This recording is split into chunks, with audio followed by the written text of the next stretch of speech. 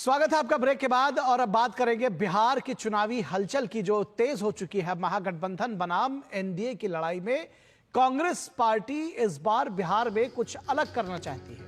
राहुल गांधी के लगातार बिहार दौरे से यह बात भी साफ हुई है कि कांग्रेस अपने जनाधार की तलाश में सक्रिय हो गई है। पूर्व कांग्रेस और कांग्रेस नेता कन्हैया कुमार कहते हैं कि अगर आलाकमान मुझे बिहार की जिम्मेदारी सौंपते हैं तो वे बिहार वापस लौट सकते हैं। तो क्या कांग्रेस पार्टी कन्हैया कुमार को दिल्ली के बाद बिहार लॉन्च करना चाहती है? इसमें दिक्कत है लेकिन राजद सुप्रीमो लालू प्रसाद यादव को। कम्युनिस्ट पार्टी के नाम पर गठबंधन के बावजूद लालू यादव कन्हैया कुमार की बिहार में भूमिका बढ़ाने को तैयार नहीं थे। उन्हें इस बात का अंदेशा है कि कन्हैया कुमार तेजस्वी का विकल्प न बन जाए। लेकिन कांग्रेस पार्टी बैसाखी के बदले खुद की जगह ढूंढ रही है। पप्पू यादव ने कहा है कि महागठबंधन का नेतृत्व इस बार कांग्रेस करेगी। सीटों को लेकर सिर्फ तेजस्वी फैसला नहीं ले सकते हैं। लेकिन बड़ा सवाल यह है कि राजद ये बात मानने को तैयार नहीं है कि बिहार में कांग्रेस का भी आधार है। तेजस्वी यादव सीधे मुख्यमंत्री नीतीश कुमार पर हमला बोलकर एंटी इनकम्बेंसी का मुद्दा बनाना चाहते हैं। साथ ही नीतीश के स्वास्थ्य को लेकर भी सवाल उठाकर जनता के बीच उन्हें मिसफिट बता रहे हैं। जेडीयू ने सीधे तेजस्वी पर प्रहार किया है कि आरक्षण को एजेंडा बताने वाले तेजस्वी के लिए आरक्षण परिवार तक सीमित है। अपने और अपने परिवार के लोगों को एडजस्ट करना ही उनकी नीति रही है। सवाल यह है कि 3 दशक से बिहार में सामाजिक न्याय की सियासत के नाम पर लालू यादव ने अपने परिवार को स्थापित किया है। क्या बिहार के विकास को लेकर भी कभी कोई रोड मैप बन सकता है? इसको लेकर बड़ा सवाल यह है कि बिहार में पलायन और शिक्षा को लेकर क्या विपक्ष में कोई चर्चा है? अगर नहीं है तो फिर जातीय समीकरण को फिट करने में कन्हैया कुमार की शायद ही कोई भूमिका हो।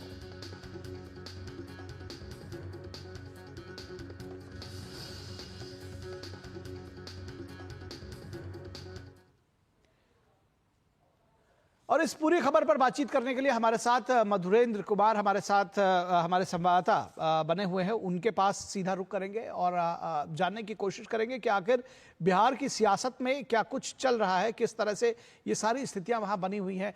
किस तरह से देखते हैं मधुरेश की ये जो पूरा आरजेडी बनाम कांग्रेस होता हुआ दिखाई दे रहा है, क्योंकि अपनी अपनी जमीन तलाश रही है। अगर आरजेडी वापस सत्ता पाना चाहती है तो कहीं ना कहीं कांग्रेस भी एकला चल के कम से कम अपनी जमीन तलाशने की कोशिश में दिख रही है। क्या बताएंगे आप? हाँ जी बिल्कुल। देखिए, जब लोकसभा चुनाव के नतीजे आए उसके बाद से ही राजद और कांग्रेस में जो डिफरेंसेस है वो दिखनी शुरू हो गई थी। एक पतली सी दरार दिख रही थी जो अब धीरे धीरे करके विधानसभा चुनाव आते आते खाई का रूप लेते जा रही है। जो कांग्रेस है वो लगातार प्रेशर बना रही है राजद के ऊपर में कि ज्यादा से ज्यादा उसको सीटें मिले ताकि वो विधानसभा चुनाव में उन पर चुनाव लड़ सके।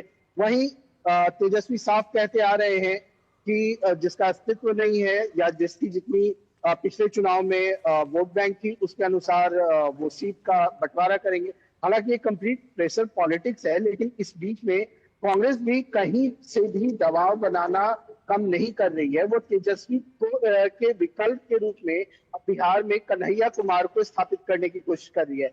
बड़ी बात यह है कि कन्हैया कुमार को तेजस्वी भी पसंद नहीं करते हैं और लालू यादव भी पसंद नहीं करते हैं, और ये जग जाहिर है, पहले से ये बात सभी जानते हैं जी। अब ऐसी स्थिति में सबसे बड़ी बात यह है कि कांग्रेस क्यों लालू यादव की नाराजगी मोल लेकर के कन्हैया को बिहार में यात्रा करवा रही है। सब तो ये भी एक प्रेशर पॉलिटिक्स के तहत ही है। वो कन्हैया कुमार जो दिल्ली में फेल हो गए थे, उनके बिहार में सफल होने पर एक बड़ा प्रश्न चिन्ह है। लेकिन फिर भी कांग्रेस यहाँ पर चेहरे की कमी होने के कारण एक बोल सकते हैं कि एक दाव खेल रही है कि अगर ये दाव फिट बैठ गया अपने 16 मार्च के बाद तो फिर एक नया समीकरण यहाँ पे देखने को मिल सकता है। हालांकि इसकी संभावना बहुत ज्यादा दिख नहीं रही है, क्योंकि कन्हैया कुमार की बात करें तो खुद बेगूसराय में बहुत अच्छी स्थिति में वो नहीं है, जहां से कहा जा रहा है कि कन्हैया कुमार को विधानसभा चुनाव लड़वाया जा सकता है। उनका घर बेगूसराय के बिहट में है। बिहट के अलावा अन्य किसी जगह पर उनका कोई वजूद नहीं है, बहुत अच्छी पकड़ नहीं मानी जाती है। मंझौल जैसा इलाका में भी वहां पे उनकी थोड़ी बहुत पकड़ है, लेकिन उसके अलावा कहीं और उनकी पकड़ देखी नहीं जा रही है। तो ऐसे में पूरे बिहार में वो कितना चेंज ला पाएंगे, युवाओं को कितना रिझा पाएंगे, और रोजगार को के मुद्दे को कितना भुना पाएंगे। ठीक है। ऐसी स्थिति में जी। जब कल ही नीतीश कुमार ने 51,000 शिक्षकों को नियुक्ति पत्र बांटा है, लगभग 3 लाख से ज्यादा शिक्षकों की नियुक्ति ऑलरेडी हो चुकी है, 50,000 से ज्यादा जो नियुक्ति है वो स्वास्थ्य विभाग में होनी है, 38,000 नियुक्ति जो है वो ग्रामीण विकास विभाग में होनी है, अलग अलग विभागों में जो नियुक्ति अच्छा, है। ये देखने में आ रहा है लगातार कि किस है। तरह से जो बिहार की सियासत है उसमें तेजस्वी यादव एक के बाद एक कहीं ना कहीं नीतीश कुमार के खिलाफ खड़े होते हुए नजर आते हैं और कोई भी मौका नहीं छोड़ते। किस तरह से ये ओवरऑल जो सियासत है चुनावी वर्ष में बिहार की, कैसे देखते हैं इसको? थोड़ा संक्षेप में रखिएगा जी। नीतीश कुमार को लेकर के तेजस्वी लगातार हमलावर निश्चित रूप से दिख ही रहे हैं और ये नीतीश कुमार ये विधानसभा सत्र जो चल रहा है उसमें भी ये देखने को मिला। हालांकि आज भी जो तेजस्वी का बयान है वो डायरेक्ट हिट इसलिए है क्योंकि तेजस्वी को ये पता है कि बिहार में बीजेपी जो चुनाव लड़ रही है, जी जी जी, बिहार में बीजेपी जो चुनाव लड़ रही है वो जदयू के साथ ही है, उनका जो गठबंधन है इंटैक्ट है।